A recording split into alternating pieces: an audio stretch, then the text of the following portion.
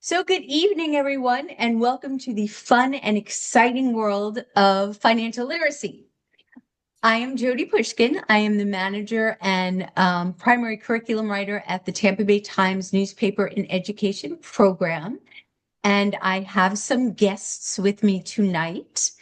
And I am so bad at hopefully I'm going to get this right. Julie Porcelli. You got it. All right, Yes. is with Junior Achievement. And Angel Danger is with a lot of places. She's with Hillsborough County Schools and the Stavros Center for Economic Education. And we also have with us Sue Bedry, who is the development officer at the Newspaper and Education program. So we have lots of information for you, and we're going to hit on different grade levels. So if you have questions, you can put them in the chat. We'll keep an eye on that. Or you can hold them to the end, whatever you want to do. And I'm going to kick things off and let Julie get started. Okay. Well, hello, everyone. My name is Julie Porcelli. I am a program manager, learning experience manager at Junior Achievement. So I was going to talk today about two high school programs that we have available. So we were practicing before. I'm going to start sharing my screen. And let's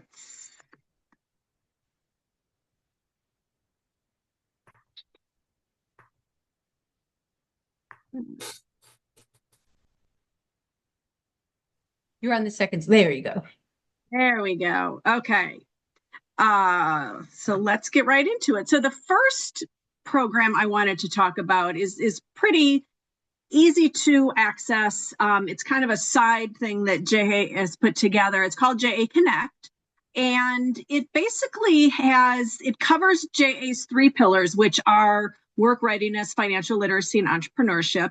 But it has interactive, self-paced learning activities for students. They go anywhere from 5 minutes up to longer, but generally 5 to 10 minutes. And so they're just little snippets of things where you can start to introduce the students to various topics.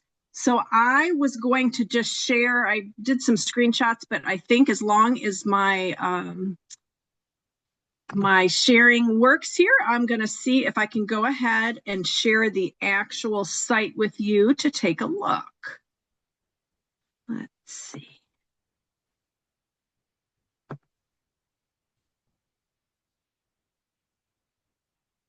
Okay.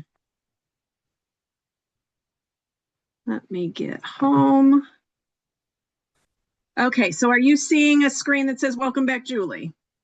Yes. Okay, so the website is connect.ja.org, and at some point when I'm done, I have some flyers I can put in the chat so you all can get some access to that. But it is something, again, you don't need to register with me. You don't need to let me know. This is something that's out there available for everybody. And as I said, it covers our three pillars, which is the entrepreneurship, the launch my business, the career readiness, and then the manage my money. So I just wanted to kind of go through real quickly, just show you some of the things that are available on the financial literacy part of that. So once you get in there, there are information about managing your money, about planning your financial future, and making the money work for you. So if I just go in through there, under managing your money, you can see things about budgeting. You'll get some insurance, buying your first car, extracurricular expenses, different types of things there. And then off on the side, you can see, it'll tell you how long it is, and then whether it's an intermediate or an entry level program. So again, these are just little small snippets of things. Let me go back. You can also take a look at planning your financial future. So that gets into renting versus buying, some home loan. There's some information on FAFSA in there. Again, just a 5-minute overview for students. And then making your money work for you, which is going to talk a lot about investing, savings, Up at the top, let's see if I can get to it. You can search. So if you were interested in learning about taxes and seeing what was out there, you can search and you'll see a few things about, there's your sample IRS W-4, sales and property taxes, and taxes in the stock market. So it's just a useful little tool if you need something short and sweet on certain topics. It's student directed, so they can go in themselves. You can create an account, which is really just using your email to set up account, but you don't even need to do that. You can access whatever without it. There are a few of the snippets that are locked unless you register, but there are many that are available without ever even registering. So that was my quick and easy one that I wanted to share. Let me get back to my PowerPoint. Julie, can I ask a question while you're doing that? Of course. Do the students go in individually, or does the teacher need to go in for them? It was designed for the students to be able to go in individually. However, it is also, I've seen teachers use it where they're just using it as the talking points, the slides for a presentation that they're doing.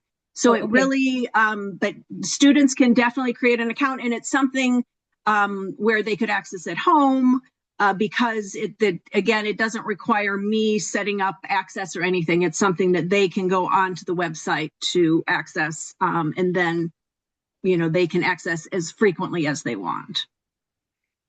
Thank you. Okay, of course. So okay, I did a couple slides that I showed you, so I'm going to jump right to the next one. So the other big one that I wanted to talk was about our JA Finance Park Advanced program. So if anybody here is from Hillsborough County, you may have heard about Finance Park. This is our program that we offer for 8th grade. And so most all public and charter schools in Hillsborough County come to Finance Park. We do have a lot of out-of-county schools that come, and we have a lot of private schools that come. So that's for middle, but JA has also developed an advanced version, which is designed for high school students, that gets into more details. Basically, Finance Park is, and I was going to show some of the curriculum, but you're going through some of the curriculum at school with the teacher, and then the capstone part of it is coming on site to our JA campus, where you go through a budgeting simulation. And for the high school program, it allows the students a lot more control over the system. They start out by taking like a career assessment, and they learn about some career clusters that they might be interested in. So then when they go into the Finance Park simulation, they can actually choose a career cluster that they'd like to be assigned. In general, the system randomly assigns their life scenario and their job to them. But with the advanced curriculum, it does allow them to kind of choose the career path or the career cluster that they might be interested in. And then it walks them through multiple stages of life. So it starts out as a young new employee and what budgeting might look like for that. Then it moves on to life changes where maybe you start a family, maybe you get married, maybe you get a pet. So there's more control and a lot more detailed discussions with the students about a lot of the financial concepts.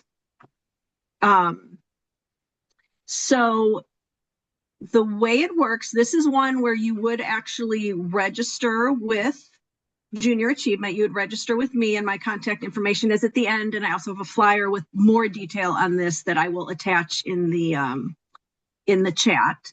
But there are 7 themes. There are 7 required lessons that you can do with the students before coming on site. And then there are many 20+ extension activities that can be done as well. I listed on the screen here some of all of the themes. And I'm going to stop sharing again and kind of jump in and just show you what curriculum looks like to give you an idea about that. Okay.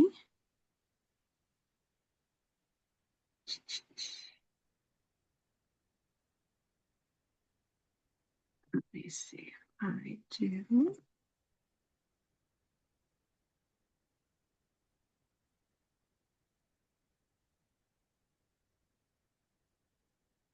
So if I do that, are you seeing something that says 2526 JA Finance Park?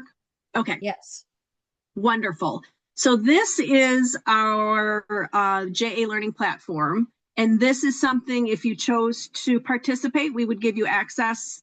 I am available to provide training on how to access and use. But you would go in and you will see all the different themes that are out there. So there's that employment and income theme.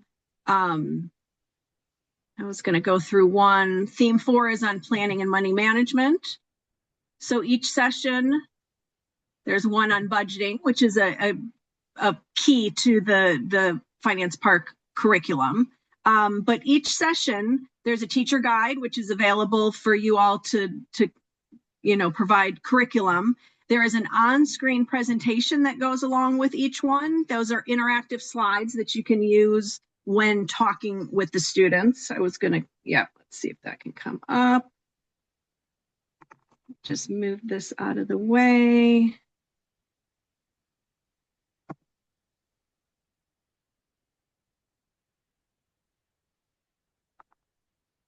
Sorry, everybody's picture is right over my arrow. There we go. But these are slides that, and so it's gives you some interactive ways, talking again about needs and wants. So these are drag and drop items that you can go through. There's a lot of different discussion questions. But this basically is the background for your discussions. And so every single session will have these interactive slides that you can go through and use. And there will also be they call it the assignment or the student worksheet that you can go through. This one I like. This is a fun activity where they go through a budgeting scenario and they use a die to determine kind of what's going to happen and how much things are going to cost and where they're going to go. And they ultimately set up the scenario and then they have to go ahead and budget for that event.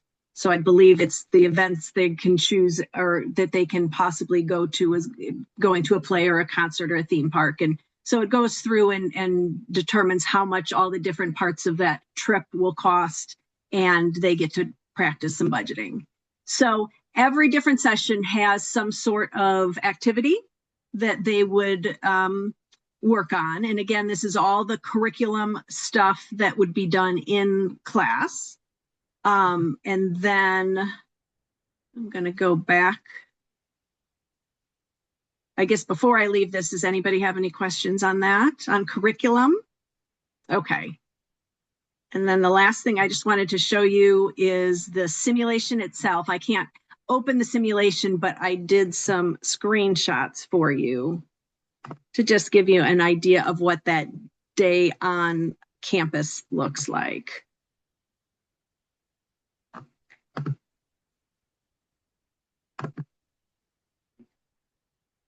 So again, they'll come in, and if anyone has been there, we also have JA BizTown for our 5th graders. So it's on the same campus where we have one main area and then 2 sides to it, 5th grade BizTown and 8th grade and now high school Finance Park. So that's an overview of that. That day we do bring in volunteers, corporate volunteers, USF volunteers. Sometimes parents want to come along as well, but we utilize them to help the students go through the simulation. So as I said, on this one, they're going to do a career inventory before they even start. So they start to think about some career clusters that they might be most interested in. And that way they get to select a career cluster for the day. So basically where the type of job that the system would assign them. Oops. They then get assigned a persona. It'll tell them what their job is, what their income is, what their credit score is. They'll have credit card debt. Some of them may have education, school debt. So it basically sets them up. And again, this is kind of that young adult scenario. So they're not necessarily in the highest pay range with the highest, the highest level job. It's kind of a starting job for them, but so they need to learn how to budget based on that income. With the volunteers, they're going to talk about credit scores. They're going to talk about net monthly income and taxes. They are going to have to allocate their savings. They'll choose different savings categories that they want to save for. Plus, they need to have an emergency fund. They will need to do some saving for retirement, things like that. And then a good part of the day, they call it the research and the budgeting section. So basically, this is where they're going to move around Finance Park to the different locations and learn about all the different budgeting categories, from groceries to entertainment to housing and furniture. And basically, they learn a little bit about that, and then they make their best attempt at budgeting for that particular category. Ultimately, in the end, putting something in all of the categories and coming up with their expected budget. And then the last thing they do is they go shopping. So this is kind of where reality hits, and they learn that if they budgeted $100 for food for a month, that's not quite enough to feed someone. So they go through, and for each category, they will go through and actually shop and pick something, and they'll learn how they have to adjust their budget, and maybe they need to spend more on groceries. And usually, in most cases, the biggest comment I hear is, why is housing cost so much? So they'll learn that they have to spend a lot more than they thought there, and which means that some of the other categories they're going to have to go back on, and like the entertainment and the eating out and things like that, and maybe make some adjustments there. So it is definitely an eye-opener. I love this one for high school students, especially for the seniors, where this is, for many of them, going to be very real for them in the following year. So they tend to walk away. Usually I hear some great comments from them about what they've learned after. At the end, they'll have to pay off that student loan that they've got. If they've got one, they'll have to start working on paying back their credit card debt. And then, and this is another unique thing to the high school program, is then they get their life change. So they get to choose, do they want to get married? Do they want to have a child, have a pet? They're going to get a promotion at work, though, so they'll get an updated salary. And then they go through the process again, where they now take that original budget and they're going to have to adjust for making more money. But now they may have to be paying for childcare, or they might have to be married, so their food budget, they're paying for two people. And so it goes through, and they start to think about the different stages of life there as well, and how that's going to affect their budget. Oops. There we go. So that is Finance Park Advanced in a nutshell. I am happy because a lot of this, it's definitely something if we can talk one-on-one. So if anybody has any questions, my phone number, that's my cell phone, my email is on the screen. Feel free to reach out to me. I can talk to you more about it. I can give you a demo where you could take a look at it. We can talk about timing if you are interested in coming on site for that, the simulation, and I can talk just more about curriculum and the program itself.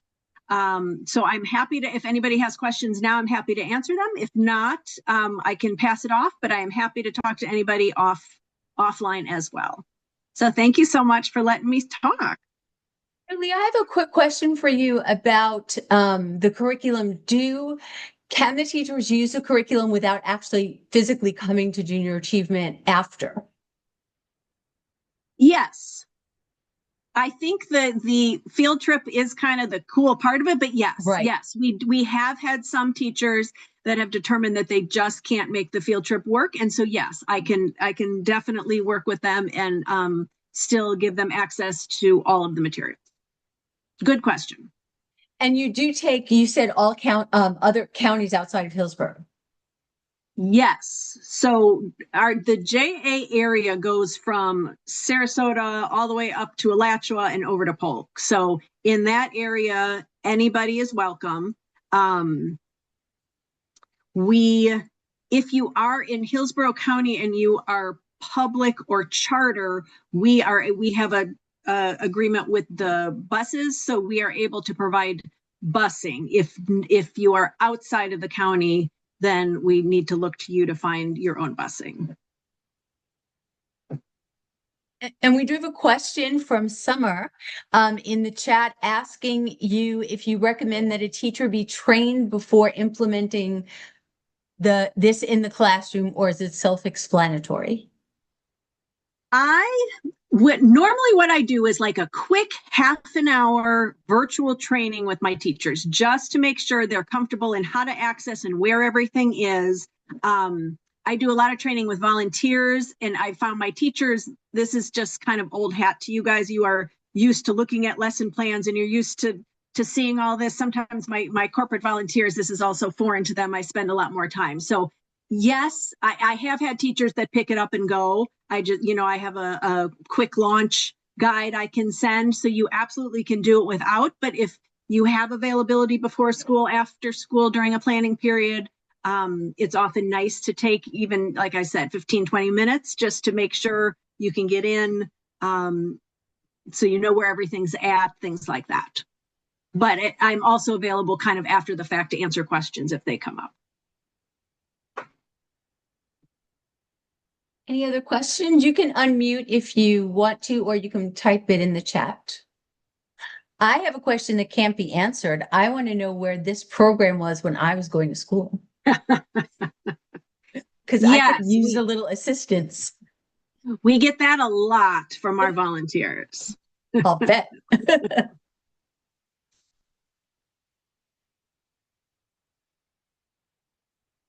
don't see any more questions. So we can, if you have questions, you can put them in the chat, and we can answer some at the end. And then right now we will move along to Angel's expertise. All right. Well, Thank you, hello. Julie. All right, share the screen. Okay, I think that worked. Let me see my screen. Not yet. Oh. It says you've started, but we don't see it. There you go. Okay, good. Just takes a minute longer on your side. So I'm Christine Angel Danger. I am by day a district resource teacher and academic coach for Hillsborough County Public Schools. And by evenings and weekends, I teach teachers at the Stavros Center for Economic Education. And kind of along the lines of where was that when I was in school, I had to learn everything about economics the hard way, like, who is that guy FICA and where'd all my money go, and, all of those things. And really wish I had had some economic education when I was young. So that's part of my goals now, is helping to get economic and financial literacy education to young people.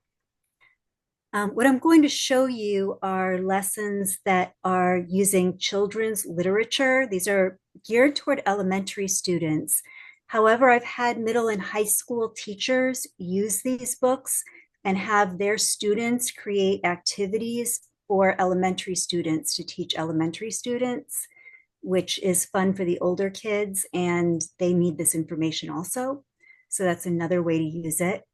But one of the ways to use these books is to do a reader's theater. And I've been exploring some new fun ways to use AI now that it's here.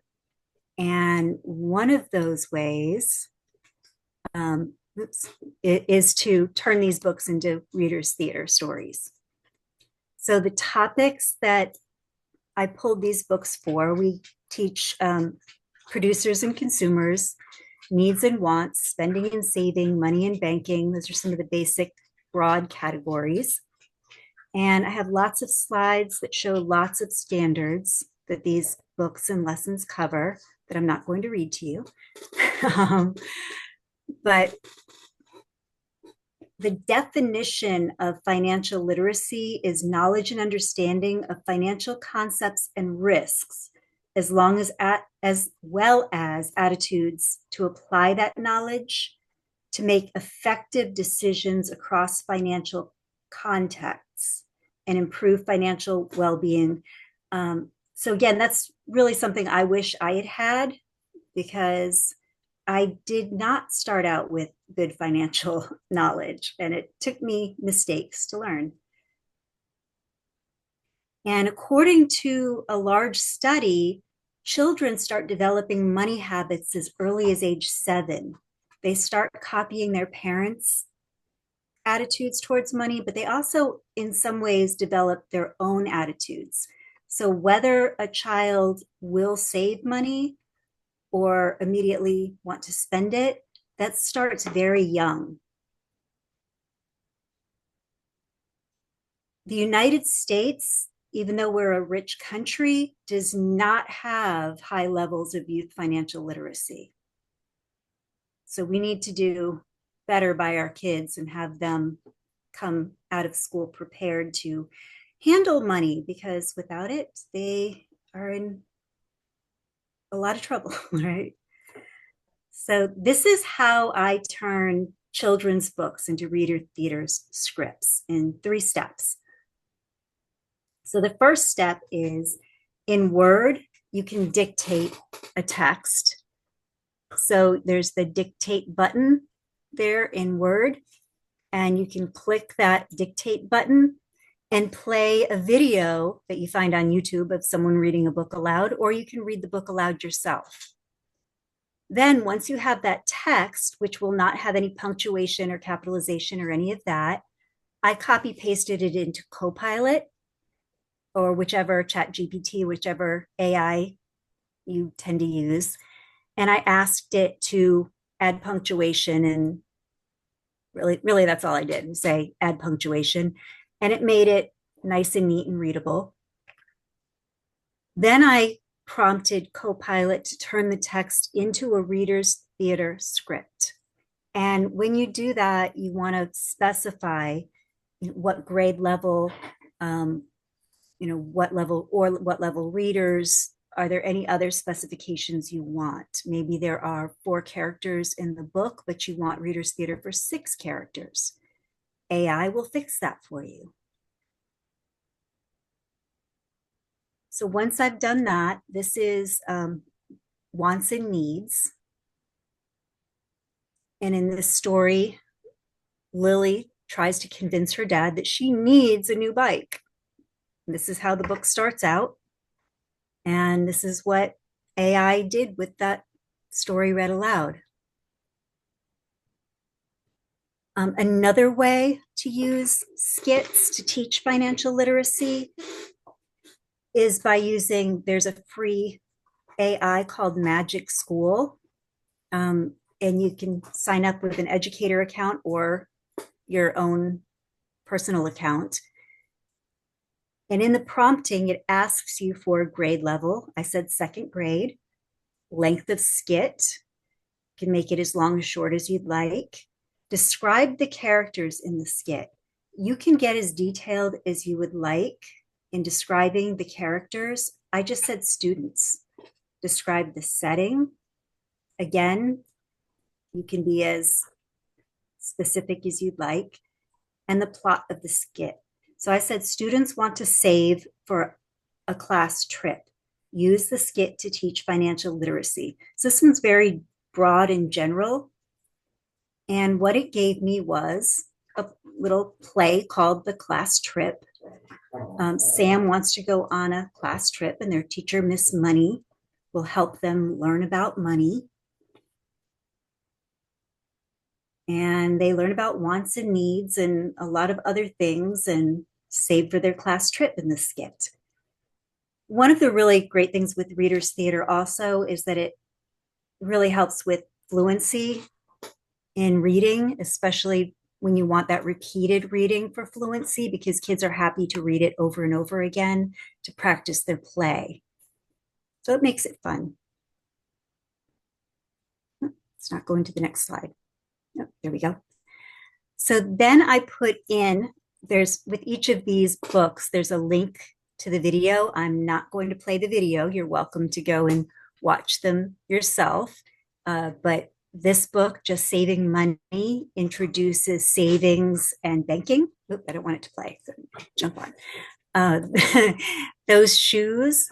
It's a children's story about a boy named Jeremy who wants these trendy, cool shoes that everyone has, but they're super expensive, and his grandmother, who's raising him, can't afford them. And it talks about giving and generosity and the difference between wants and needs, and a lot of good lessons in there. I'm trying to keep my dogs from making noise rustling below me. Sorry. The Little Red Hen, it's just another version of the Little Red Hen story. This time, Little Red Hen makes pizza, and it talks about producers and consumers and introduces those concepts. And then Lemonade for Sale. Well, kids who set up a lemonade stand and earn their own money. This is that Lily learns about wants and needs. And this one's really fun for Readers Theater. I had a group of teachers do it, and it resulted in a whole lot of laughter and funny voices. But brother and sister bear get the gimmies, and they want everything at the store, the candy, the toys, the this, the that, and turns into a big issue. So they have to learn about the difference between wants and needs. Classic, Alexander Who Used to Be Rich Last Sunday. Alexander gets some money. He wants to save it for something special, but he spends it bit by bit by bit. Just this one little thing, until it adds up and he's out of money. Bunny Money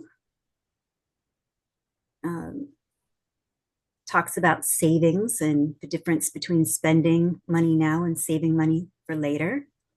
So those are the books that everything else I'm showing you is tied to.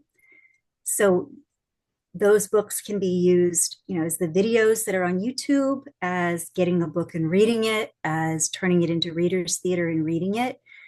And then I want to show you a lot of free resources to find lessons that go along with those books. So this is from FRE.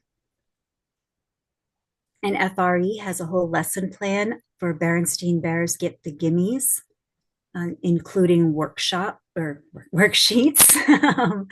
And this one talks about, wants, needs, opportunity cost, scarcity, a lot of economics concepts. Also, at the end of this, I'm going to show you how to get my presentation. You can download this PowerPoint, use anything from it that you want. Also, in the resources that you'll have access to, all of those books already done as Readers Theater. So if you want to just print them and use them, you can do that also. So these are all free resources. This is from a website called My First Nest Egg, which has a lot of different activities and things for teaching financial literacy and economics to children. These are some cards that can be cut out and sorted into wants and needs. There's also activities here. Choose the thing that's not necessary to live. Draw pictures, things that are necessary to live. Draw 4 things that you need. So a lot of activities to go with it. This comes from one of the lessons linked, but in the story, Lily was hungry. What did Lily want? Well, in the story, Lily wants ice cream. What is ice cream? Ice cream is a good. So learning about what is a good, what is a service. What goods did brother and sister bear want in Berenstain Bears Get the Gimmies? They wanted a lot of things. So this could even be as you read or after you read and going back and rereading, finding out the things they want. They want treats. Which treats do they want? Those treats are goods. They want entertainment. What goods did they want to buy to entertain themselves with?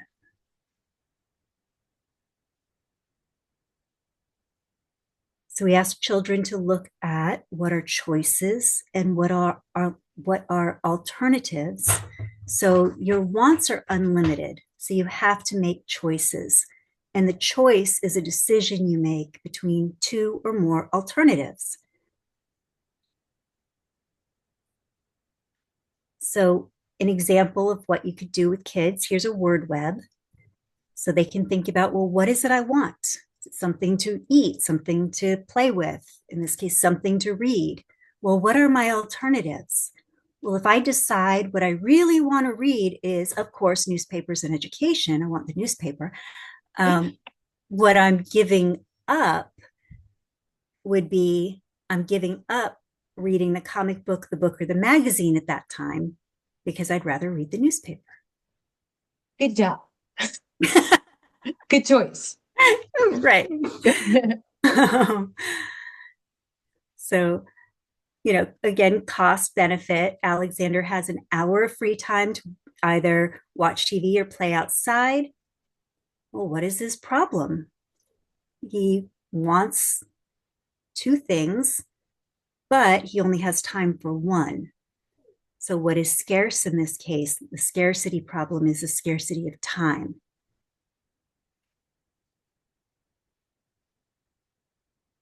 Another scarcity problem. In the story, Those Shoes, Jeremy wanted to keep the shoes for himself, even though they were too small. He also wants to make his friend Antonio happy. So we look at, what is his problem? Well, there's scarcity. There's only that one pair of shoes. And he both wants them and wants to give them away. So discussing scarcity and what happens when resources are scarce.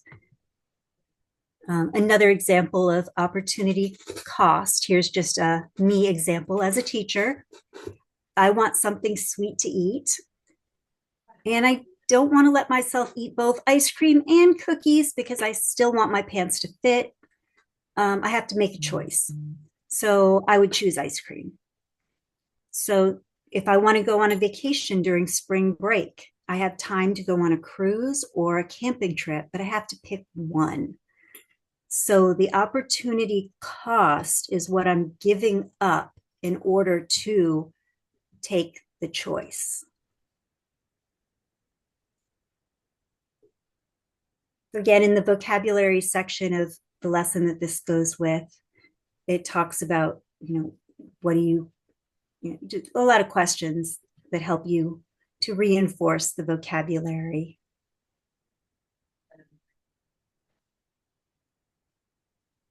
And this is from the Consumer Financial Protection Bureau. The link is on the bottom of the slide. The Money As You Grow bookshelf for parents and caregivers has a lot of lessons and things in there about several different books, some of the books that are on here, including Alexander. And in this book, as you read, you can stop the children and ask about, what is savings? Have you ever had a savings goal? What is spending? If you spend the money, what's the opportunity cost? So I want to save for something, but if I spend some money now, the opportunity cost is that it's going to take longer until I get that thing that I'm saving for. So thinking about that opportunity cost, the consequences of how you choose to use your money. Another free resource, Greenlight for Classrooms. It has lots of different financial literacy plans and videos. Each of these are clips from a piece in it about SMART goals. And kids can be taught how to make a SMART goal. One of my favorite ways I've seen this used is with those classroom, the PBIS systems, the good behavior, they get points or they get, scholar dollars or Eagle Bucks and, all of those kinds of things for good behavior. And the kids can save them for special things like lunch with the teacher or extra playground time or candy from the school store, those kinds of things. So they can actually even use these SMART goals to plan how they're going to use that incentive points or scholar dollars at their school. So, understanding why people save, and smaller things that you buy might not cost much money, but they add up. So if I want to save for lunch on the lawn and I need to save 20 scholar dollars, but I also want to buy candy, then I might not have enough for lunch on the lawn. So I have to look at my opportunity cost. So setting a goal that is smart for that. Another free resource is Meet the Money Monsters from the Consumer Financial Protection Bureau. There's stories. This is a story about the money monsters saving for a bicycle. And this one focuses really on goal setting books in here. These are more toward upper elementary and middle.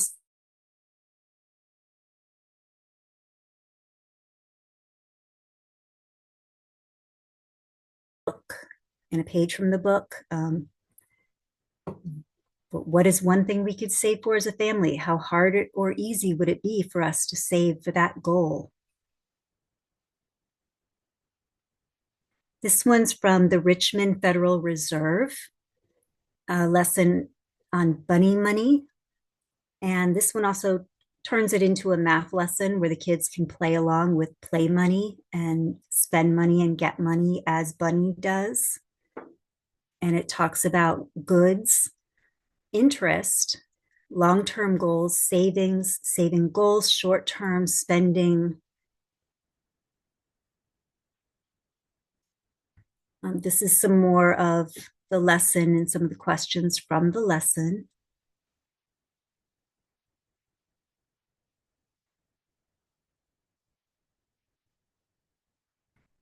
So Greenlight Classroom Library has videos in it. So I'm gonna, oh, it didn't play. I thought that one would play. Nope, they're not playing. I thought it would. So Greenlight for Classrooms have these short videos, and by short, they're like a minute and a half. This one talks about where to save. It talks about how you can save money in a bank or in a certificate of deposit, and looking at places where you can save your money. This video is about FDIC and how money in your piggy bank or hidden under your bed, if something happened to it, it's uninsured. So there's risk there of loss, where if it's in a bank that's insured, if something happens to the money, the federal government replaces your money and you get your money back. Along with this one, there's also a Kahoot that talks about risks and benefits and saving in banks and insured money. This is a lesson that goes with The Little Red Hen Makes Pizza, talking about producer and consumer.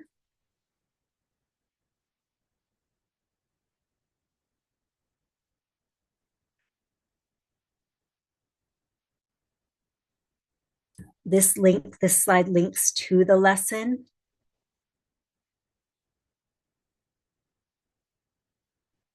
I don't like reading slides to you, so letting you take a look at it. But in it, this one really focuses on what is a producer and what is a consumer. And then here are some other activities on Econ EdLink about the Little Red Hen as a producer and a consumer. And there are some interactive little computer things on there where kids can sort pictures into which are pictures of consumers, which are pictures of producers. What do producers do? What are goods? What are services? Who would consume the good and service? And how do the producer and the consumer interact? Another Econ Ed link. This one they can do online where they can drag the pictures to producer or consumer and it self-checks, or it can be printed, cut and pasted.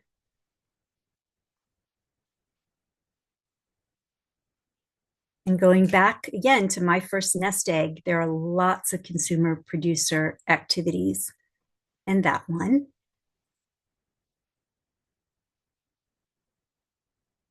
And even more producer consumer activities. Here's the acted out cards, and those are linked here. So they can act out being a producer or a consumer.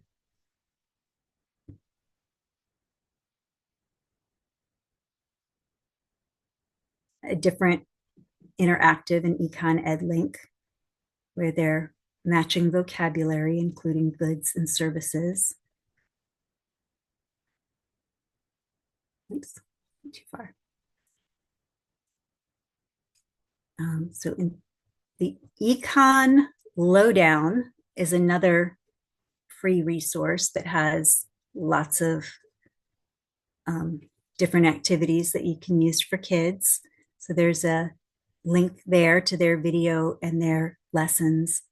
That one goes to goods and services, but they have lots and lots of other financial literacy topics on there for you.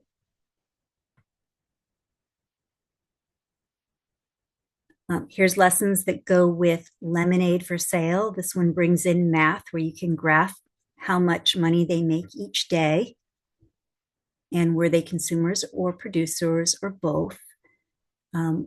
What was their capital? What were their resources? Go into more vocabulary.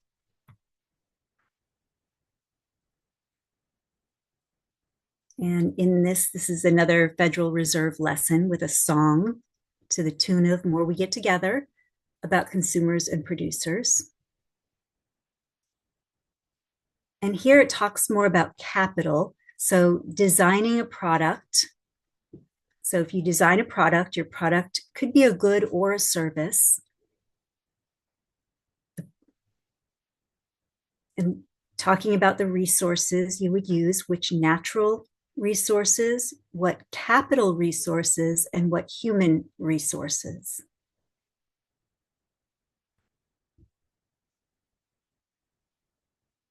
Now I'm going to talk about some lessons that go with what is money. It's money and banking. What are they? Those are also in our financial literacy standards for our young kids. So a nest egg is a name for a special collection of money. And what is money? So we use money to buy things, and it can come in different forms. So we spend money as checks, as credit cards, as cash and change. But what does that really mean? What happens when you use a credit card? What happens when you write a check? So the Explore Economics video series, Make Something Useful as Money. This is from the Federal Reserve Bank of St. Louis. This talks about how you can use money and spend money in different ways that you can spend money and what money is. This is a student workbook, which if you're an elementary teacher, if your phone's handy, go ahead and scan that QR code. They will send you a class set, as many as you want, of this workbook, which is really nice and colorful and free. So the My Money workshop talks about what money is.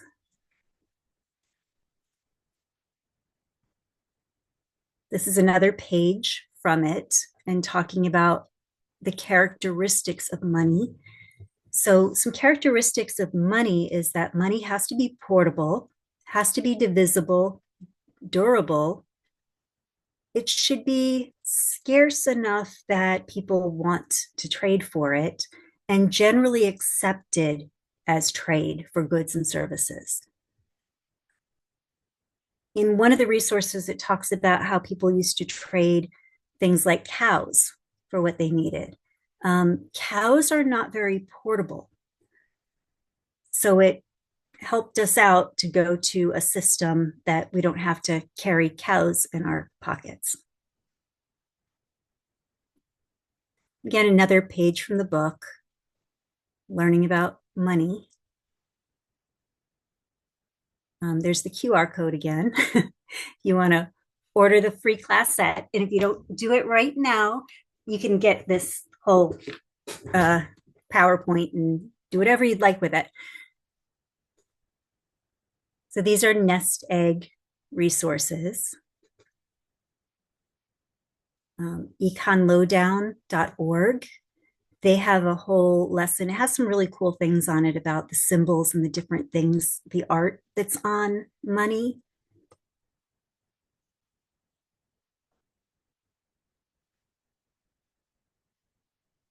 Talking about how with currency, those symbols, some of them tell you what that currency's value is.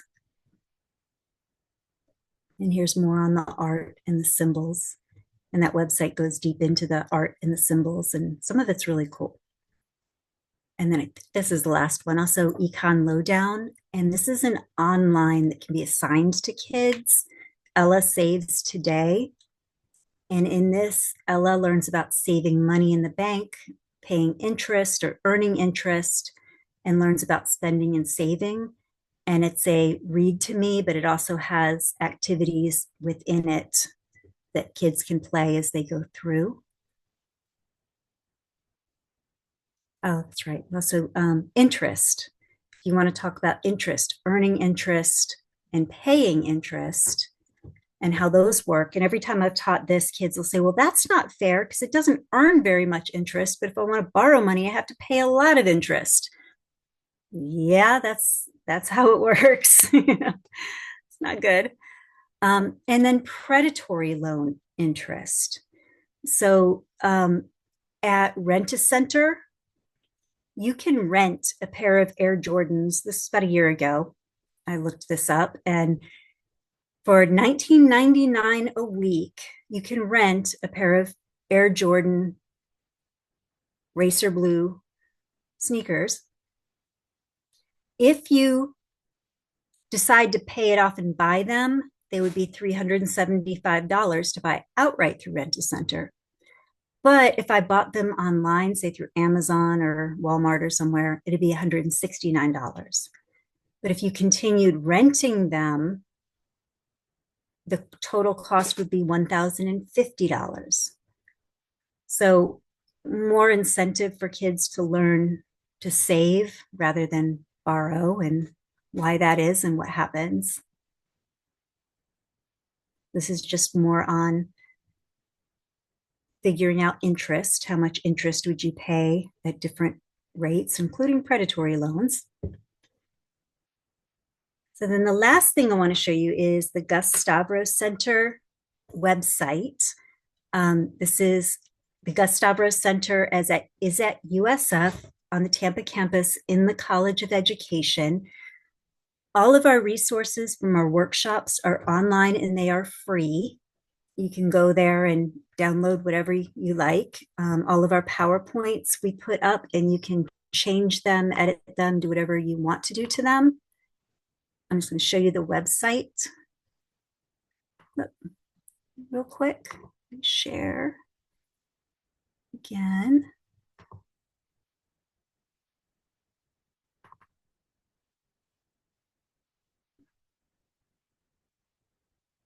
Right. Did it go? Okay, good. So this is the Gus Stavros Center. This is the front of the building on USF campus. If you want to know more, our programs, you can click here, and this tells you about all of our different workshops and professional development that we offer for teachers, things that are coming up. And Jodi Pushkin is one of our favorite guests. She's come and visited us. And then if you click on resources and go to Florida Financial Literacy,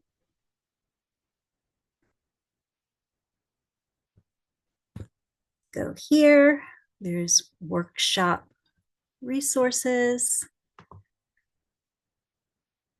Uh-oh, that's not what it's supposed to do. Let's try this again. That link is not working. So I'm going to go to workshop resources up here. Financial literacy.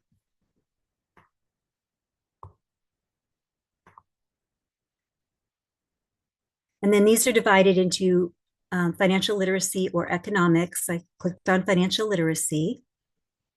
And here are some of the recent workshops we've done. And this one I did live at the workshop on September 18th. So there's where the workshop resources and everything for that are, including all of the Reader's Theater scripts and all of those fun things are there. Back to the PowerPoint. So you can scan the QR code if you want to now, but you can also just search for Stavros Center at USF. Give it back to Jodi. So did anyone have questions? I always forget to take myself off mute. There is a question. Which elementary grades do you recommend for the My Money workbook? That one really, that could go K through 5. There's a lot in there. It's probably most appropriate for 3 and under, but our 4th and 5th graders really don't handle actual cash money much anymore and can get a lot out of it too. I can see that some of the information, although the books may be geared towards elementary, the concepts are not necessarily that you could definitely use them with middle school students or high school students. Mm-hmm. Yeah. Does anybody else have questions?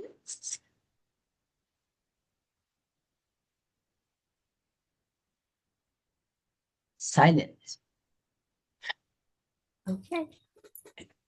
Well, thank you very much, Angel. That was, I want to recommend to everybody to go onto their website because they, for some bizarre reason, post everything you need for free.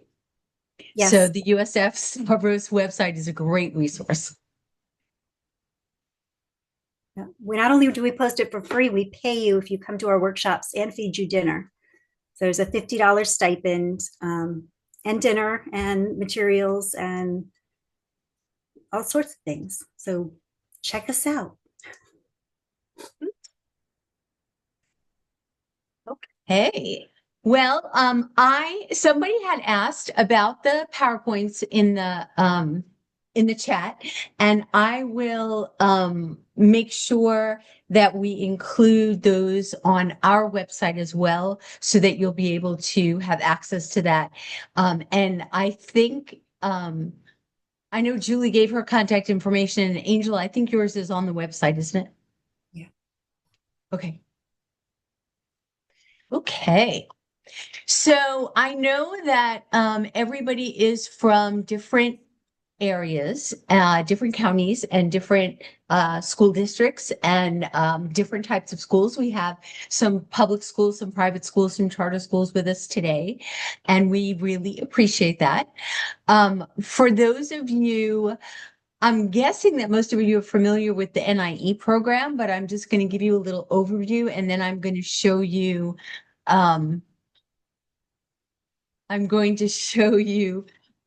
the teacher guide we developed. Sorry that when people come into the webinar, it doesn't always say their name. It just says that they're a phone or an iPad or something like that. So I'm looking at it going, I don't know an iPad person.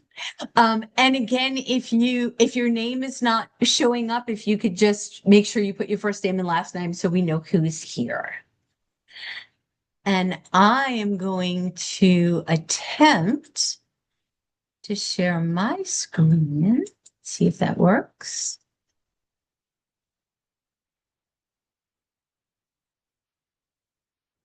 All right. Can everybody see my PowerPoint? Okay, so this is our website, tampabay.com/NIE, and everything that we have for you is I should say everything. Almost everything we have available is on our website. From going into the digital edition to finding lesson plans. And I'm going to show you the website after I give you some basic information. So this is just a little bit about me. I have been a curriculum writer for newspaper and education programs since about 2000, which makes me very weirded out to say since it's 2025. And I've been a teacher since 1990. I started teaching when I was a little kid, though, so you can't really figure out my age that way. I'm also an adjunct professor at Hillsborough Community College and St. Leo University. And I am one of the things that Angel said that I thought was really interesting was the difference between wants and needs, and that kids don't really have a concept of what the groceries cost and stuff. I was talking to college students who were comparing and contrasting staying at home and eating or going out. And one of the students said it's much cheaper to go out. And I said, why do you think that? And he said, because it's only like, $11 at Chipotle. I'm like, okay, so that's one meal. So let's multiply $11 times 3, then multiply that times 7, then multiply that times 365 and figure out how much you're spending a year and how much food you could buy at the grocery store for that amount of money. They don't necessarily make those connections. Most of you know this. NIE is a cooperative effort between schools and the newspaper to promote the use of newspapers in print and electronic form as educational resources. Our goal is to get students to read the newspaper and to get them in the habit of reading every day. One of the challenges that I've seen with students is that they have not developed necessarily critical thinking skills, and the newspaper is a great resource to help do that. These I'm pretty sure everybody's within the Tampa Bay area. So we do provide free print newspapers to Hernando, Hillsborough, Pasco, and Pinellas counties. If you are in Citrus, Manatee, or Polk, we provide the digital edition. If you are anywhere, we are happy to send you our curriculum materials, which we're going to talk about in a little bit. Research shows that students who use the newspaper as an educational resource score more highly on standardized tests. Well, the reason they do is because they learn to read and comprehend informational text, which is the primary text that they're getting on those tests. Also, it gets them in the habit of reading, and as an English teacher, one of the things that frustrates me is that when students find a word that they don't know, they just skip over it. I think the vocabulary in the newspaper, and especially when you're dealing with financial literacy, students need to look up those words and understand. They need to know what scarcity means, and they need to know what a want and a need and producers and all that other stuff is. Basically, using the newspaper creates that link between the real world and what's going on in the classroom. All of the presentations that you've seen so far all talk about the real world, which is very important. And of course, obviously, the newspaper, which we consider a living textbook because it updates every day and it changes every day, links students to their communities as well as just what's going on with themselves. You all know this, newspapers are a primary source. They are also a secondary source. They basically have the information that tells you kind of about society. Most of the, this is probably terrible to admit this, but most of the activities while I was listening to Julie and Angel, I was thinking, oh, you could find a newspaper article that goes with this. And oh, you could find a newspaper article that goes with this. It's just kind of a natural link between teaching students what they need to know and living in their real lives. Informational text, of course, has all of these fun little variations to it. It has essays, it has articles, it has letters, it has images, cartoons, photographs, advertisements. All of this is in the newspaper in different formats. You can use the newspaper with different grade levels.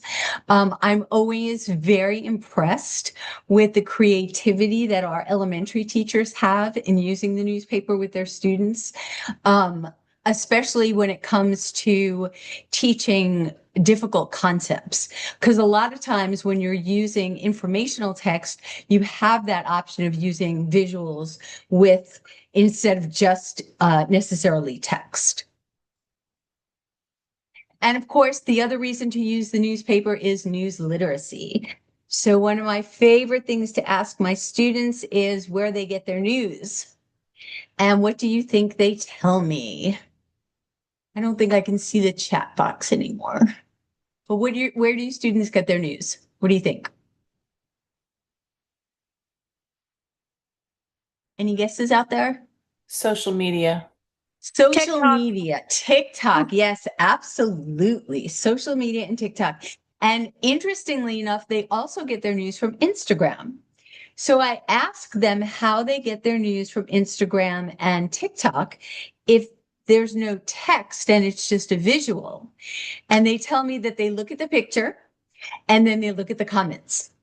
So they look at other people's impressions of the news before they make their own decisions, which is kind of a problem because a lot of times they don't know the difference between fact and opinion. And newspapers are a great source for learning the difference between fact and opinion. Okay, so we all know about the Dorothy L. Hukill Financial Literacy Act. Basically, students need to learn all this information, and the new standards. Well, they're not so new right now, but the newer standards in high school are pretty demanding as far as what students need to know. And from what I've talked to with teachers, they don't have a lot of resources. So that's one of the things we wanted to talk to you about tonight. Junior Achievement and the Stavros Center and the NIE program have resources for all of you to use that are free to you and that we can give you some assistance if you need it. Again, one of the things, our favorite phrase is that the newspaper is a living textbook. It improves classroom engagement and it helps students make connections, not just connections to their lessons, but also connections to the other students. I've had some really great discussions with my students when we're talking about things that are going on in their surrounding neighborhood, going on in the world around them. For financial literacy, the newspaper is a great place to look for wants, a great place to look for needs. Our real estate section is always eye-opening for me. I didn't learn any of that when I was in school. I definitely could have used the help of all the resources that I've seen here today. These are the main high school financial literacy standards. You already know all that, so I don't need to read it to you. We just said this, so I don't need to say it again. So when you look through the newspaper, I'm always surprised at what shows up when I'm looking for something to deal with financial literacy, because this article has nothing to do. It's completely about hurricanes. It's about Hurricane Milton. But there were a lot of economic implications that happened with Hurricane Milton, including the Times losing its building and all our supplies.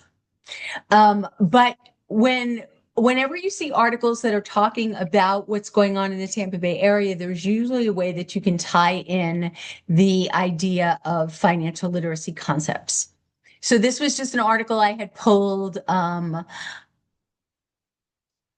I think this was back in the the spring semester. Here is another article talking about stocks and tariffs. Tariffs, of course, are a big thing in the news. They continue to be a big thing in the news. Talking about wants and needs and how you save for things, especially when prices for certain things are going up because of tariffs, why tariffs are important, that sort of thing. There's always articles in the paper for that. There's also lots of cartoons. This was probably back in the spring semester when egg prices were just going through the roof.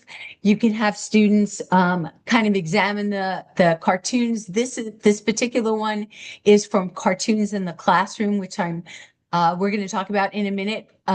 One of the things that I do want to point out is when you do use cartoons to teach different concepts, especially when you're talking about financial literacy, a lot of them do skew very political. So you just need to know whatever you're most comfortable with teaching in your classroom. Another cartoon. This was actually from the newspaper, not from Cartoons in the Classroom, talking about, again, the trade war. This is a cartoon from Cartoons in the Classroom, talking about art and the fact that hanging a banana, putting duct tape on a banana and putting it on the wall is considered art. But talking about culture has a lot to do with finances as well. And as you can see, the first question here says, what do these cartoons say about a banana duct taped to a wall that sold for $6.2 million?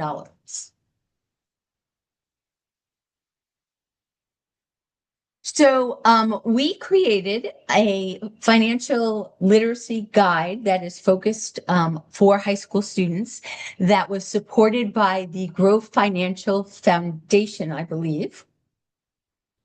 And we put together this guide for you. It's downloadable from our website. I'm going to show it to you, and then we're gonna dive into it a little bit. So this is just the beginning of it. I'm going to pull it up for you in a minute. I'm not sure what's okay. So I'm going to switch, and let's see if I can. Oops, that's not what I meant to do. I have lost the internet. Uh-oh. There we go. Sorry, I have too many buttons open on my computer. I'm sure you all know what that is like. Okay, that's the PowerPoint. That is not what I'm looking for. This is what I'm looking for. Okay. So here is the actual teacher guide. Again, this is a PDF that can be downloaded. This is what it looks like when it's not downloaded.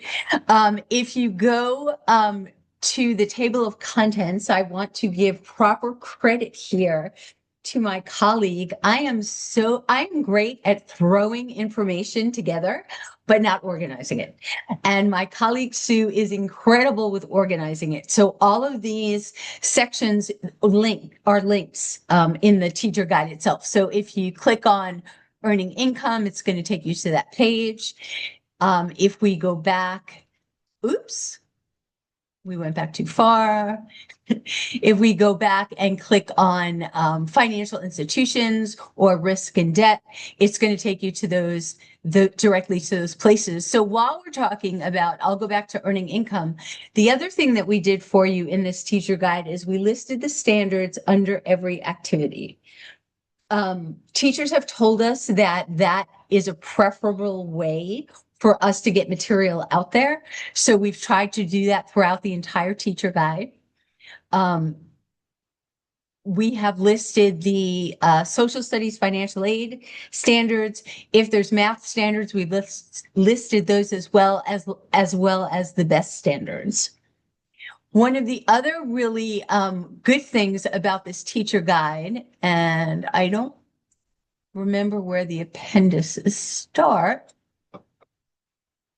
but I'm going to click down a little bit. I think this is a really long teacher guide. Okay. So after the activities, we put some newspaper articles that you can use for your students. Again, these can be printed out. They can be posted on Canvas. Here's an article talking about tariffs. talking about economic uncertainty when you're talking about Wall Street. This was a local one talking about tolls in Florida. Talking about eggs again. And then we have a section on editorial cartoons. So when students are interpreting editorial cartoons, they need to look for these key concepts. I've also noticed, for those of you who also teach English on the side, that these are great concepts to teach for satire as well. And we have put a whole bunch of different cartoons at the end of this. Some are political in nature, some are not.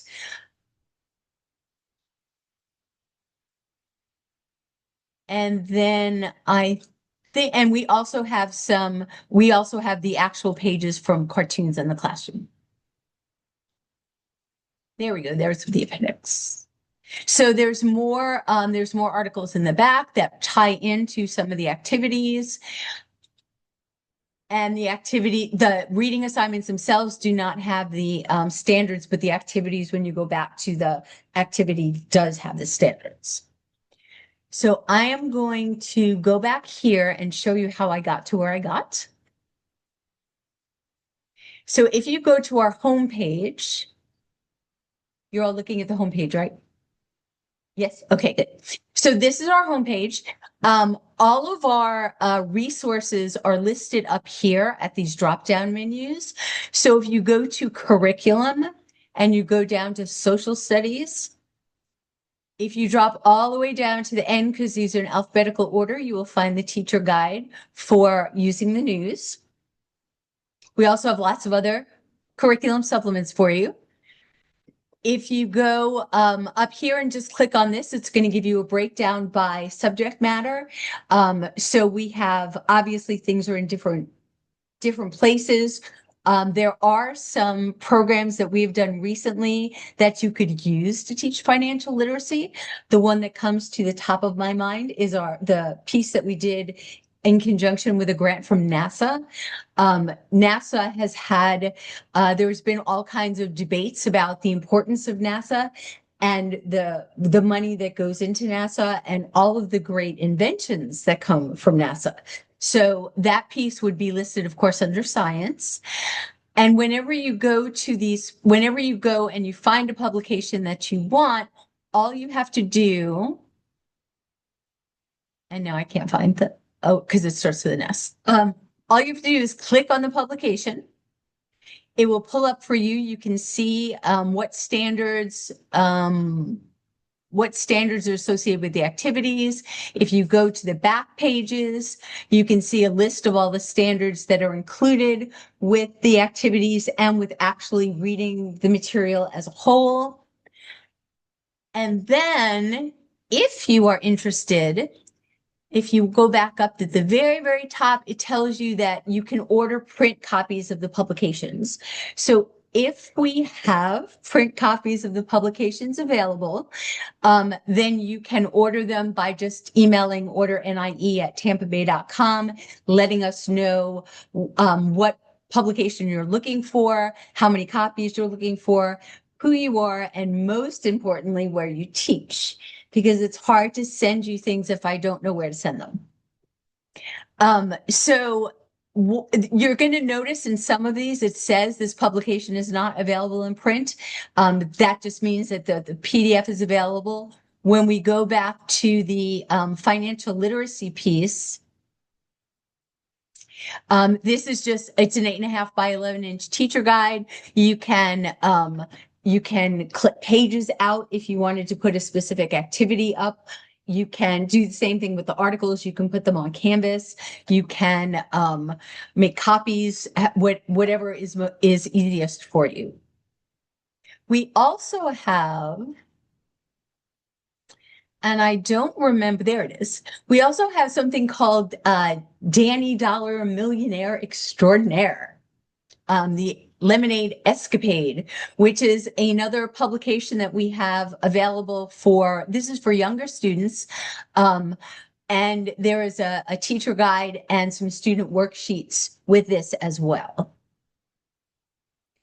So if we go back here, I'm going to guess that most of you are already getting newspapers in your classroom, but if you're not and you would like to, all you have to do is click on this little button here that says sign up here. And there's a little form that you fill out. You choose your county, and then you find your school, and they should all be up here. If you are happen to be in a private school and your school does not pop up when you go into the county, please send me an email and I will make sure to add it. We do serve homeschools, private schools, charter schools, alternative schools, and of course, public schools. And basically, you just fill out this information and tell us how many copies of the newspaper you would like. If you would like copies of the digital edition, the print copies, the Tampa Bay Times creates a newspaper 7 days a week, but we only actually print a newspaper on Wednesday and Sunday. So you can order both the Wednesday and Sunday newspapers, and they will be delivered on Wednesdays. If you get the digital edition, you have access to all of the, all 7 days of the week, and you can go back and forth, and there's also a search feature. So I'm just going to show you that while I'm on the website.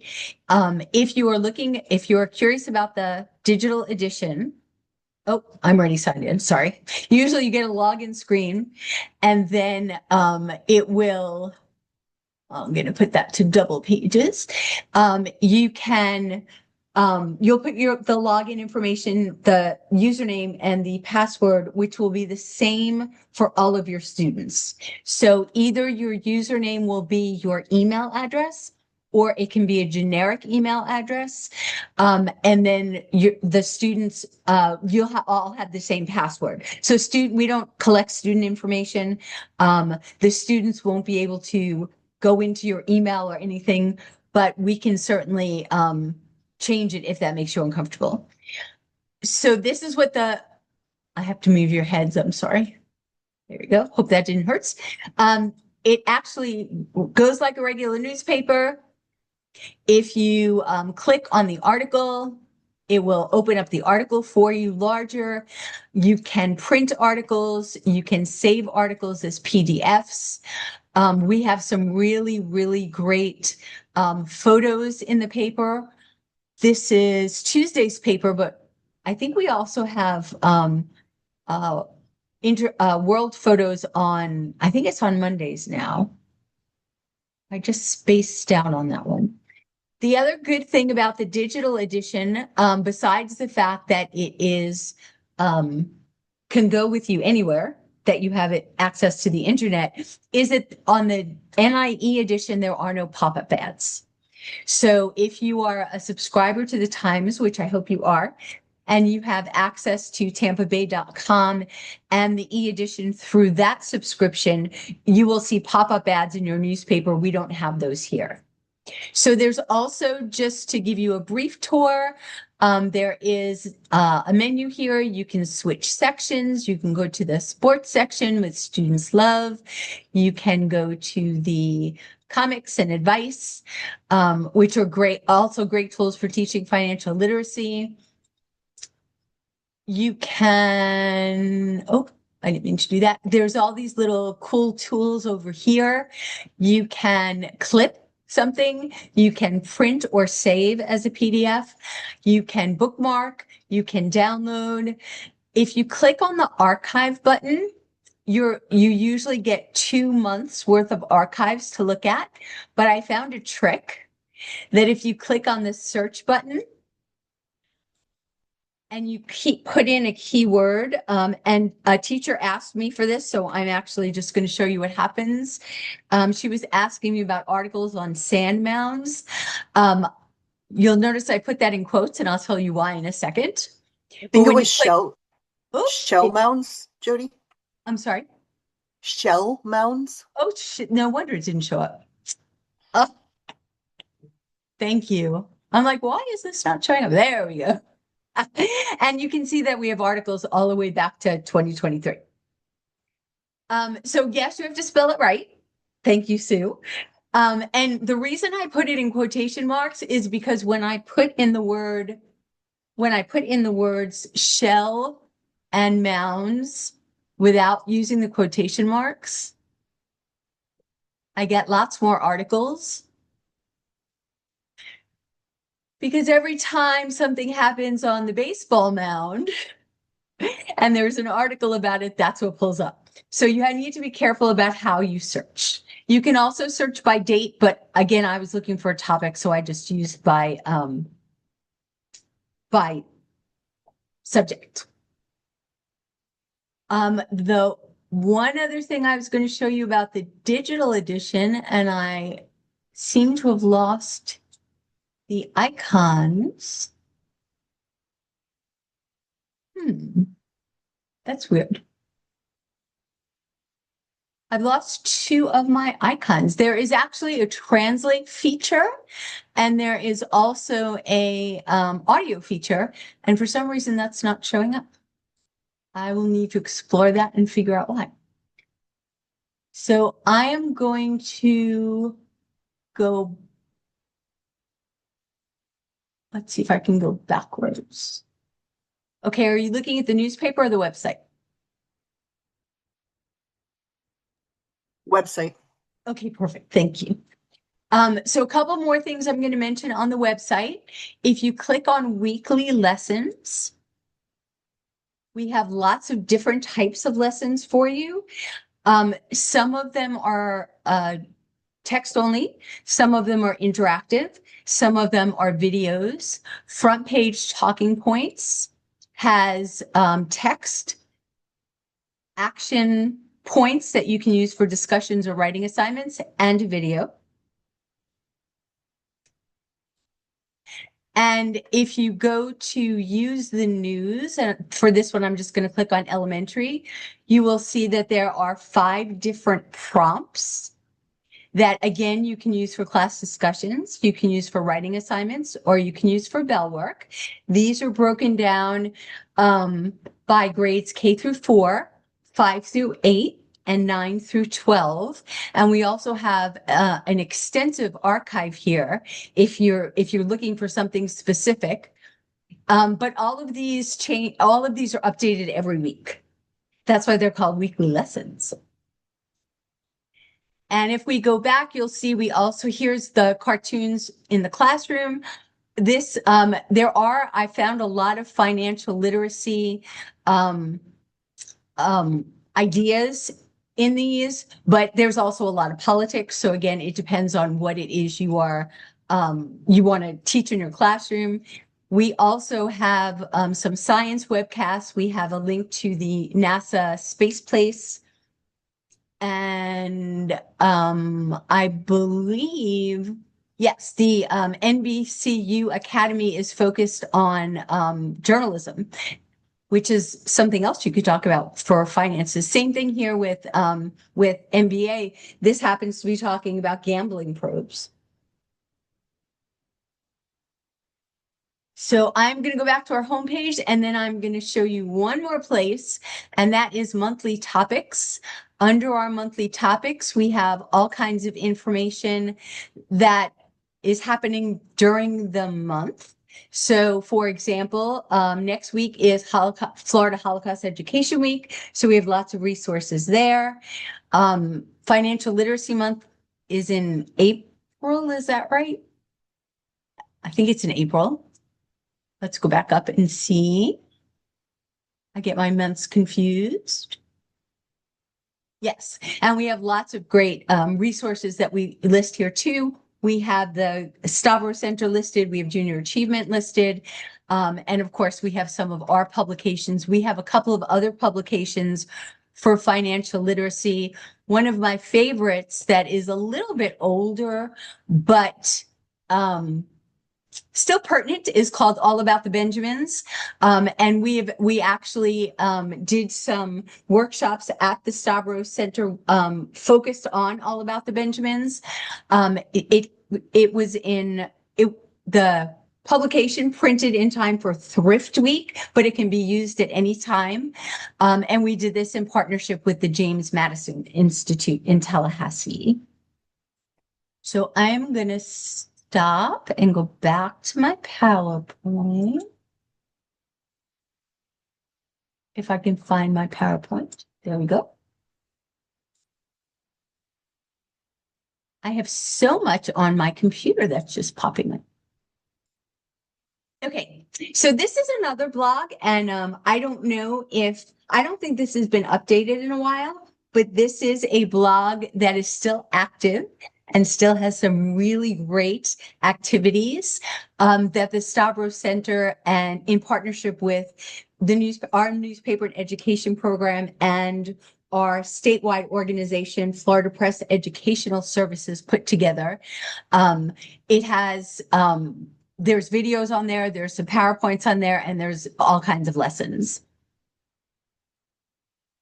I just showed you this. This is my contact information, and I'm going to just show you before I do that. Let's see if I can do this. I think if I click on this, it's going to, okay, so what do you see, the PowerPoint or the website? We still, yeah. You still see the PowerPoint? Okay. So let's do this. Let me go back. I just what happened to the website?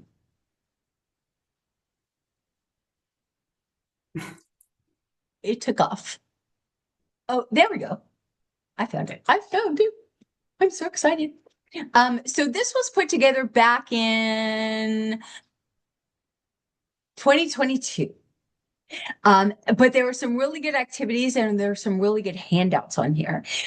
So if you are looking for downloadable information, this is another great place to go. This was supported in funding by State Farm, which it says right there. And this link I have this link in the PowerPoint so that I can share that with you as well. Now I will go back. Okay, so my contact information and, oh, that's weird. Okay. Try that again. My contact information and Sue's contact information are right there. If you need any resources or if you're having trouble with the e-edition or you're having trouble finding something specific, like something on shell mounts, please feel free to email me. Email is the best way to get a hold of me. You can email Sue as well, and she will probably forward your email to me because she might not know how to find what you're looking for, but that's okay. We're all one big happy family here. We also have a wonderful Facebook page that I try to remember to post on as often as possible. In addition to posting things that we have upcoming, we also let you know when there are teacher grant opportunities. There were two recently. One was from American Heritage Chocolate, I believe. And then there was another one from another organization that was basically giving money to teachers for projects that they're doing in their classrooms. So keep an eye on go ahead and like our Facebook page and keep an eye on that. We'll try to get you that information. We also, I also send out usually emails on a weekly basis letting you know what's coming up. If you are not signed up as an NIE teacher and you're not on our mailing list and you do want the information, you just don't want to order newspapers, send me an email and I will add you to the list. Like I said, I noticed we do have some private schools that joined us today that I don't think are signed up yet. And questions? So there is a question in the chat. William is looking for math or for financial vocabulary. William, if I'm not reading your question correctly, then feel free to jump in. But do any of you have ideas of where someone can go to get vocabulary lists?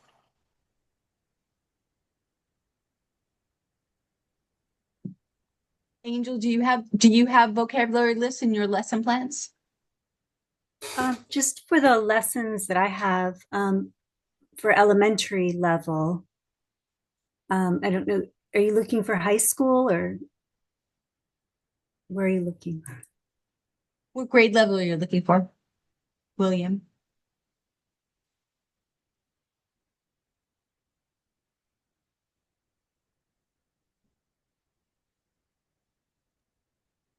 Perhaps he stepped away for a moment. Yeah, perhaps he Um, stepped away.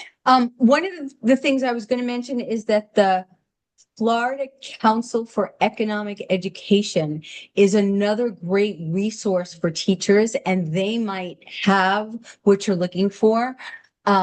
If you're looking for something specific, please email me and I will reach out to our partners, William, and I will see what we can do. It's interesting that you're using vocabulary for math. Oh, you're eighth grade. Okay. He's looking for eighth grade. So that'd be middle school. Yeah. I don't know of anything that's specifically just the vocabulary. There's the standards and the specifications of the standards, but I'll have to look to see if there's an actual vocab list for that.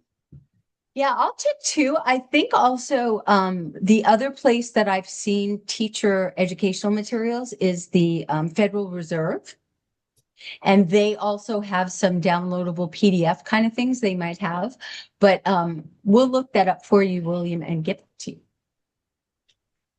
And the other question that was in the chat was just asking if the materials would be shared. So we will be posting this recording on our YouTube channel, and we will let you know when it is live so that you can share it with anyone who had to miss tonight. Yes, and I will also, I'm really bad at doing this, but Sue will remind me. I will post the PowerPoints on the page that we list our webinars.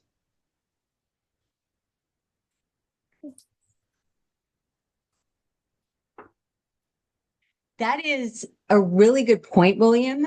Most people do struggle with math because of reading challenges. And I think that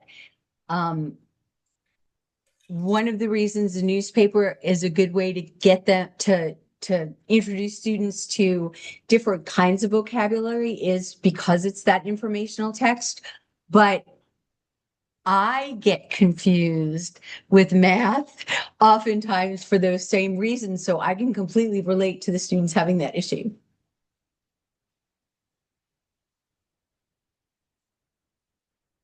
Any other questions? So I did not take attendance. Sue, did you take attendance perchance? If not, I did not. okay, let me before everybody leaves.